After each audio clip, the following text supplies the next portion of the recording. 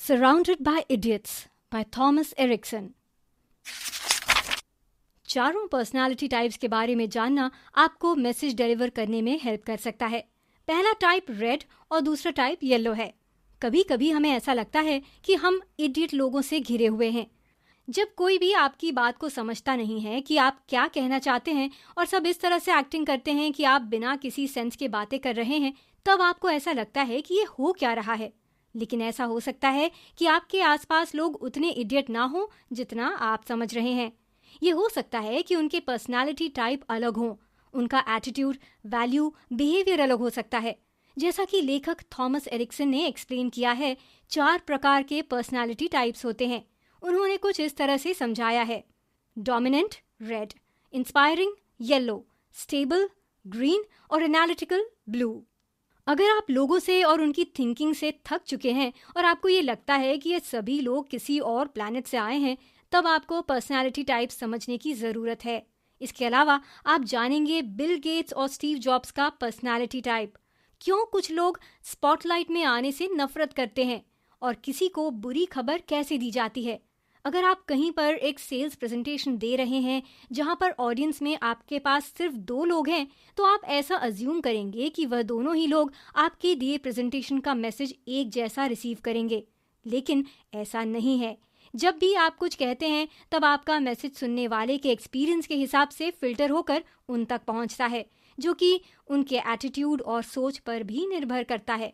तो ऐसा बिल्कुल पॉसिबल है कि आपका मैसेज उनके पास पहुंचेगा तो एक जैसा, लेकिन वो रिसीव अलग अलग तरीके से करेंगे। लेकिन यहाँ पर एक अच्छी बात यह है कि आप हमेशा अपने मैसेज को सुनने वाले के अनुसार चेंज कर सकते हैं। और जब आप ये समझने लगेंगे कि पर्सनालिटी टाइप किस तरह से लोगों के एटीट्यूड में कंट्रीब्यूट करते हैं, तब आप इसे करने में और बेहतर बन सकते हैं।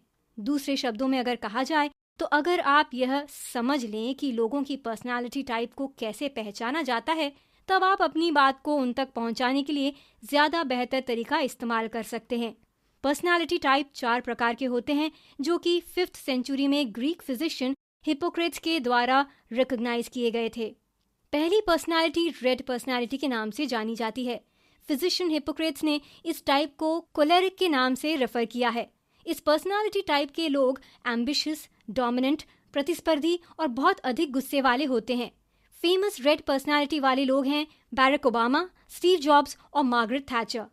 दूसरी पर्सनालिटी टाइप होती है येलो, जो कि हिप्पोक्रेट्स के अनुसार सैंग्विन होती है। सैंग्विन शब्द का मतलब होता है ऑप्टिमिस्टिक, चीयरफुल और कॉन्फिडेंट। ये सभी कैरेक्टरिस्टिक्स एक येलो पर्सनालिटी टाइप के पर्सन को डिस्क्राइब करते हैं।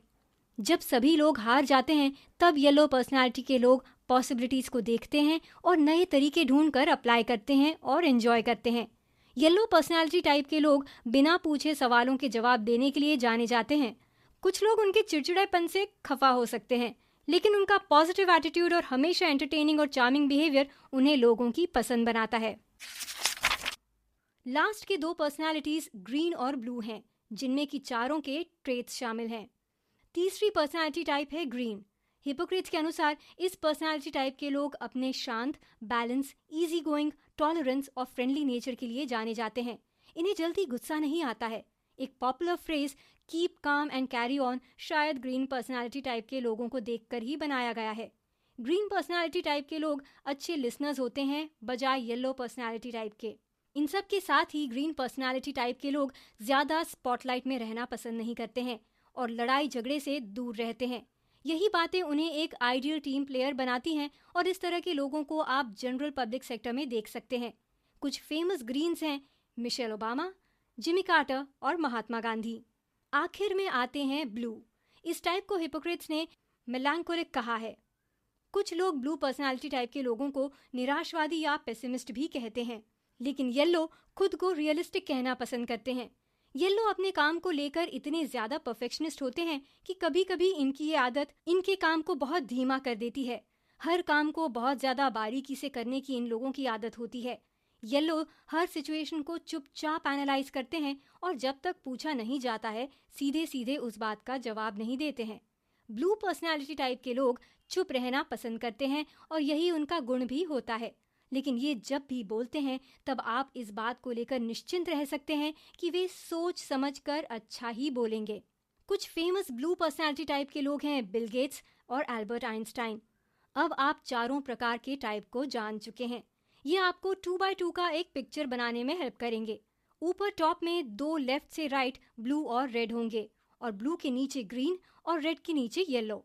अब इस स्क्वायर की हर एक साइड आपको दिखाएगी कि किस तरह से डिफरेंट पर्सनालिटी टाइप में कुछ कॉमन ट्रेट्स हैं। सबसे ऊपर ब्लू और रेड टास्क और प्रॉब्लम से रिलेटेड हैं। नीचे ग्रीन और येलो लोगों और उनके रिलेशनशिप पर फोकस करते हैं। इसी तरह से लेफ्ट में ब्लू और ग्रीन रिजर्व और इंट्रोवर्ट पर फोकस करता है। राइट में रेड और येलो एक्सट्रोवर्ट और प्रोएक्टिव पर फोकस करता है। आमतौर पर लोग 1 या 2 प्रकार के हो सकते हैं। हम सब में 2 तरह के एलिमेंट्स होते हैं। एनालिटिकल ब्लू को स्टेबिलिटी ग्रीन के साथ पाना और डोमिनेंट रेड को ऑप्टिमिस्टिक येलो के साथ पाना बहुत कॉमन बात है। लेकिन ग्रीन और रेड या ब्लू और येलो का एक साथ पाया जाना बहुत रेयर होता है। बल्कि इन टकराने वाली पर्सनालिटी का पेयर होना भी नहीं चाहिए। रेड और येलो पर्सनालिटी टाइप को लोग जिस तरह से समझते हैं वह तरीका प्रॉब्लम पैदा कर सकता है।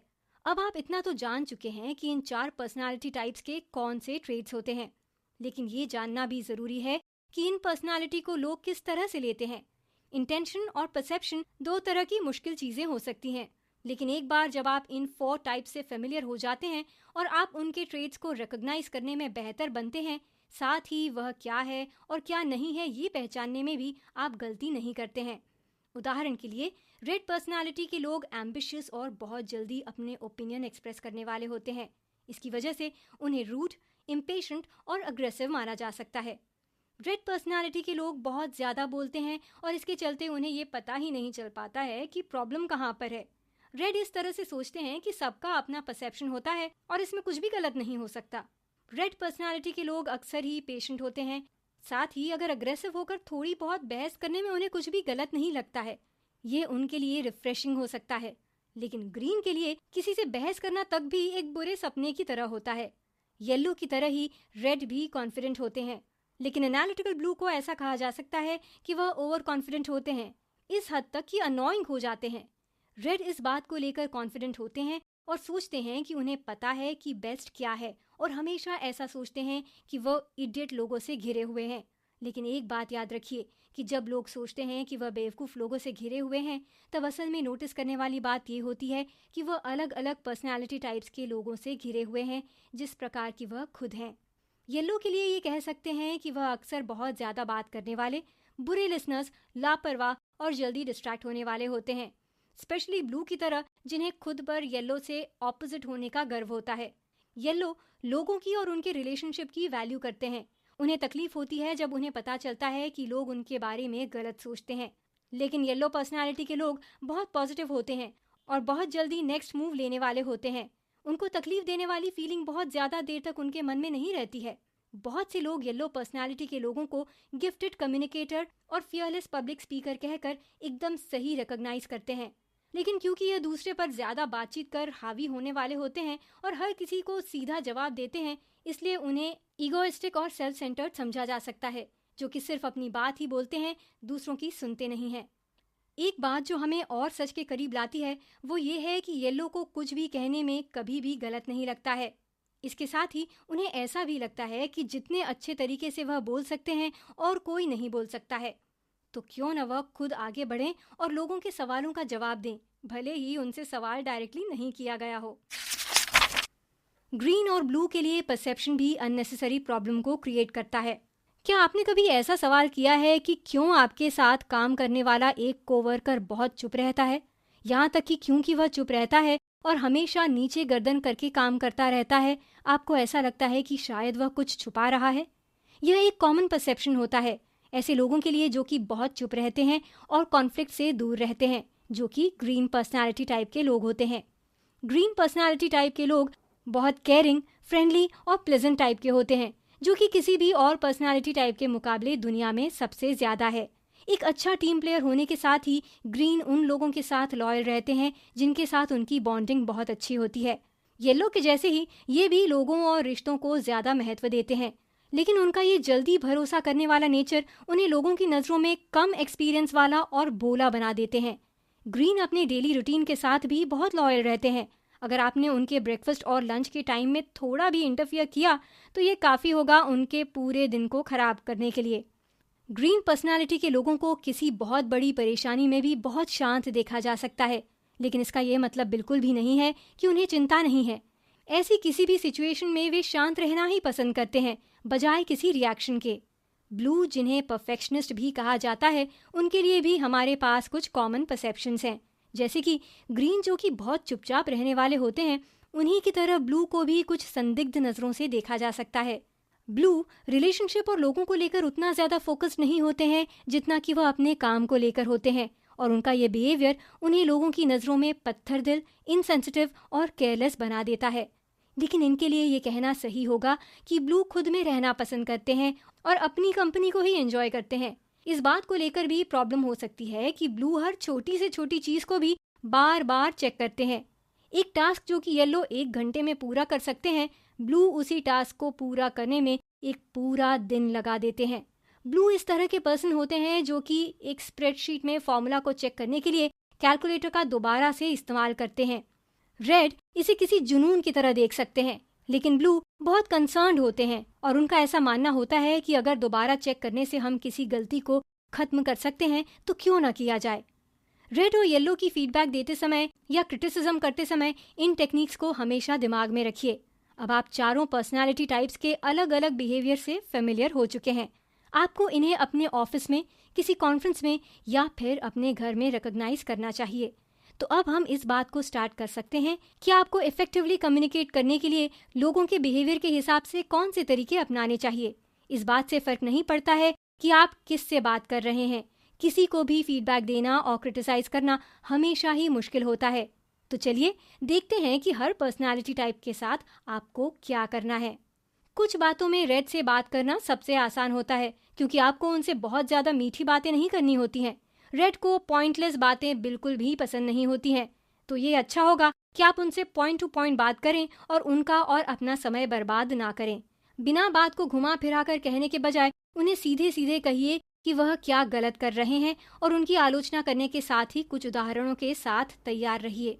रेड जिद्दी और बहुत ज़्यादा आवेगी हो सकते हैं, तो आपको उन्हें प्रोफेशनल रहने की एडवाइस देने की ज़रूरत पड़ सकती है। जब भी रेड के साथ कोई इस तरह की सिचुएशन होती है, तब वह आपके अगेंस्ट किसी वीकनेस को यूज कर सकते हैं, इसलिए आपको स्ट्रांग रहने की ज़रूरत है। वह आपको कन्विंस करने की कोशिश कर सकते हैं कि उनके साथ कोई प्रॉब्लम है ही नहीं। जब आप येलो को क्रिटिसाइज करते हैं, तब वह एक डिफरेंट ही चेंज होता है।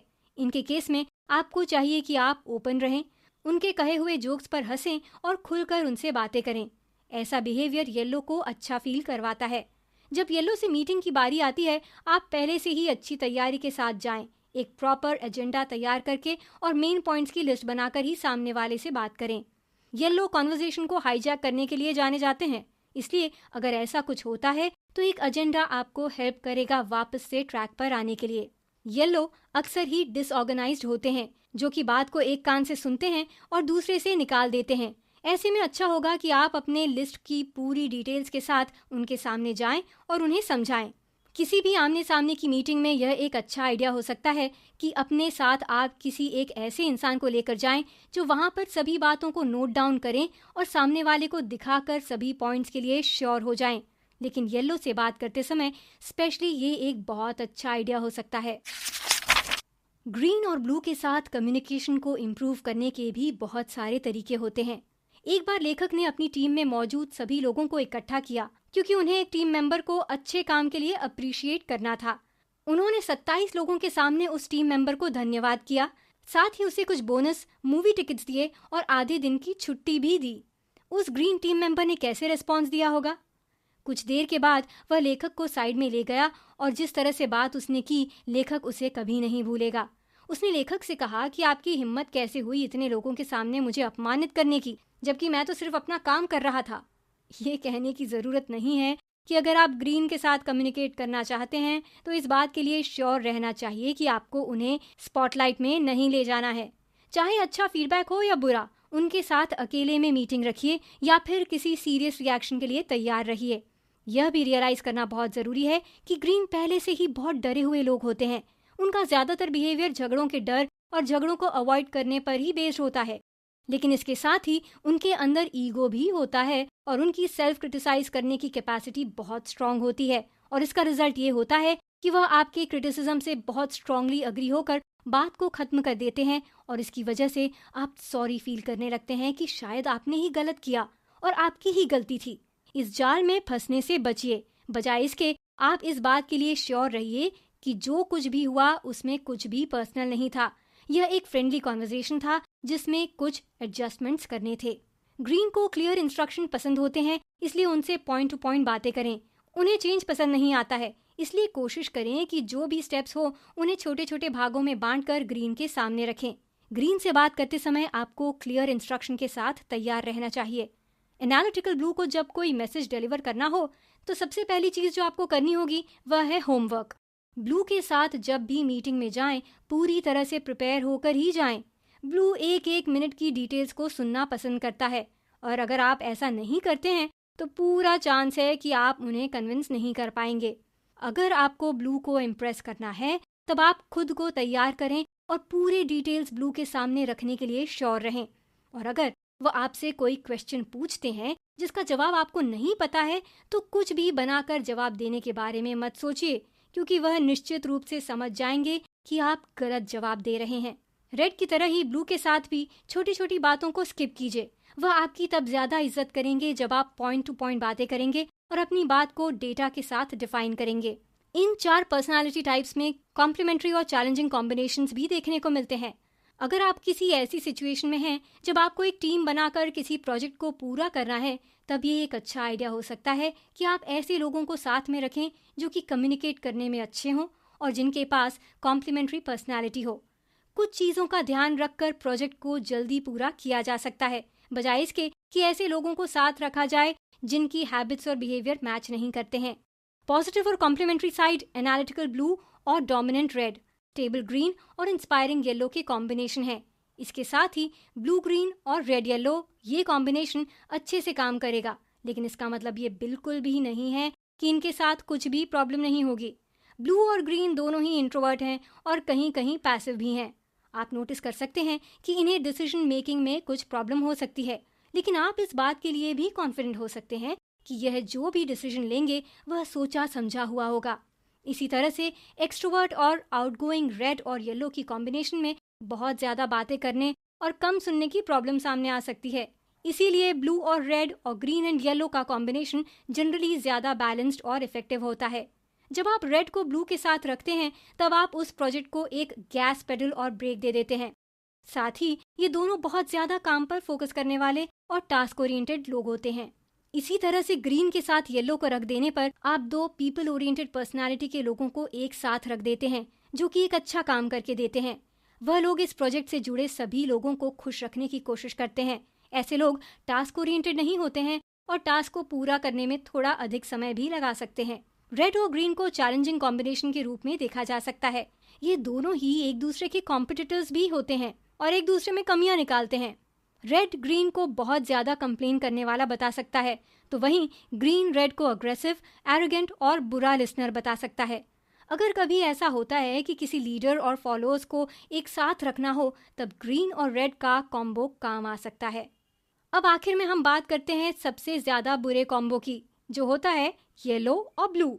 येलो काम पर प्रेशर में भी एक अच्छे काम करने की क्षमता रखते हैं और हर डिटेल को अच्छे से ध्यान में रखते हैं, और वो बहुत ज्यादा प्रिपेयर्ड रहने वाले ब्लू को पसंद नहीं होता है। हर एक पर्सनालिटी टाइप का अपना यूनिक स्ट्रेस होता है। रेड और येलो जैसे कुछ लोग अपनी जिंदगी को पूरी तरह से जीते हैं, पार्टी करते हैं और लोगों के बीच रहना पसंद करते हैं। वहीं दूसरी तरफ कुछ लोग ग्रीन और ब्लू की तरह होते हैं, जिनके लिए किसी ग्रुप में लोगों से बात करना किसी बुरे सपने की तरह होता है। उन्हें लोगों से बात करने में डर लगता है। दूसरे शब्दों में कहें तो जहाँ पर एक इंसान एंजॉय कर रहा है, वहीं दूसरा इंसान उसी चीज के लिए स्ट्रेस ले रहा है। तो अगर आप हर एक को खुश रखना चाहते हैं तो इस बात को समझना आपके लिए बहुत फायदेमंद हो सकता है कि हर एक पर्सनालिटी के लिए क्या स्ट्रेसफुल है, और इस तरह से आप ऐसी सिचुएशन को अवॉइड कर सकते हैं जो उन्हें स्ट्रेस्ड करे। रेड को चैलेंज एंजॉय करना अच्छा लगता है और उन्हें जो भी टास्क दिया जाता है वे उसे बहुत अच्छे से हैंडल कर लेते हैं। उन्हें कंट्रोल में रहना पसंद होता है और वह सॉलिड रिजल्ट चाहते हैं। अगर आप रेड को स्ट्रेस में देखना चाहते हैं तो आप उन्हें किसी भी तरह का कोई चैलेंज मत दीजिए, कोई टास्क मत दीजिए, उन्हें बिना कुछ काम किए बैठने के लिए कहिए। फिर देखिए इस तरह से कितना डिजास्टर रिजल्ट आपको देखने मिलेगा। येलो के लिए इग्नोर और आइसोलेट होना स्ट्रेसफुल हो सकता है। उनके आसपास नेगेटिव एटीट्यूड होना, एक स्ट्रिक्टर रूटीन होना और उन्हें हंसी मजाक करने से रोकना उन्हें एक स्ट्रेसफुल सिचुएशन में डाल सकता है। लेकिन ग्रीन की तरह ही येलो भी दूसरों के सामने अपमान नहीं सहन कर सकते हैं। अगर ऐसा किया जाए तो उन्हें गहरी चोट लगती है और उनका पॉजिटिव एटीट्यूड पूरी तरह से नेगेटिव हो सकता है।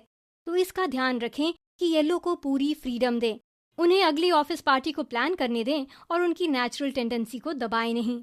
वहीं दूसरी तरफ ग्रीन प्राइवेसी और रूटीन, सेंसफुल थिंकिंग को अप्रिशिएट करते हैं। अगर आप ग्रीन को स्ट्रेस देना चाहते हैं, उन्हें उन चीजों से दूर कर दीजिए जिनमें उन्हें सिक्योरिटी फील होती है। ऐसा करना ग्रीन में अचानक से एक अनएक्सपेक्टेड चेंज को जन्म देता है, जिसका असर उनके काम पर दिखता है, जैसे कि या तो प्रोजेक्ट पूरा करने के पहले उनसे वापस ले लिया जाए या फिर उसी प्रोजेक्ट को उन्हें शुरू से करने को कह दिया जाए। ये सारी ही बातें ग्रीन को इनसिक्योर फील करवाती हैं और वो ऐसी बातों को अप्रिशिएट नहीं करते हैं। इससे वह बहुत इनसिक्योर और अनहैप्पी हो जाते हैं। और लास्ट में आप ब्लू के स्ट्रेस लेवल को बढ़ा सकते हैं, उन्हें किसी और इमोशनल इंसान के साथ टाइम स्पेंड करने के लिए फोर्स करके और काम पर कम ध्यान देने का कहकर। आप उन्हें फोर्सफुली कुछ चेंज करने का अगर कहते हैं, इससे भी उनका स्ट्रेस लेवल बढ़ सकता है। ग्रीन की तरह ही ब्लू भी प्राइवेसी को पसंद करते हैं और ऐसी किसी भी सिचुएशन में नहीं जाना चाहते हैं जहां पर उनसे गलतियां हों। वे हर काम को बहुत सोच समझ कर करते हैं और बहुत परफेक्टली एग्जीक्यूट करते हैं। ऐसा ना कर पाना उनके लिए स्ट्रेसफुल होता है। ये सभी बातें आपको हेल्प करेंगी आपके आसपास के लोगों की पर्सनालिटी टाइप को समझने में और आपकी समझ को बेहतर बनाने में। साथ ही इसके थ्रू लाइफ को थोड़ा कम स्ट्रेसफुल बनाया जा सकता है।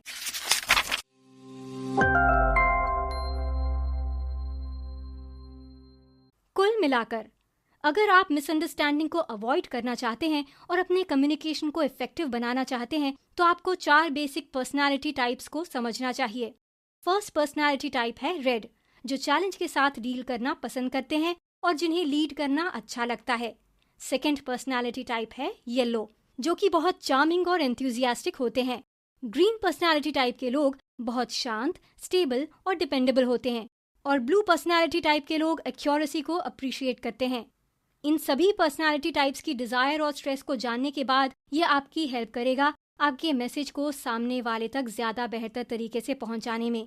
साथ ही ये जानकारी आपके आसपास के एनवायरनमेंट को और ज्यादा हार्मोनियस और इफेक्टिव बनाएगी। क्या करें? चैलेंजिंग कॉम्बिनेशन के बारे में विचार करें। ब्लू और येलो की पेयरिंग डिफिकल्ट हो सकती है। इनके साथ ही ग्रीन को जोड़ देने से एक अच्छा इफेक्ट ये हो सकता है कि शायद सिचुएशन और खराब होने की जगह प्रोडक्टिव बन सकती है। ऐसे ही अगर आपके पास बहुत सारे रेड और येलो एक ग्रुप में मौजूद हैं, उस ग्रुप में ग्रीन या ब्लू को जोड़ देना इस बात के लिए आपको श्योर करेगा कि लोग शायद उनकी बात सुनेंगे।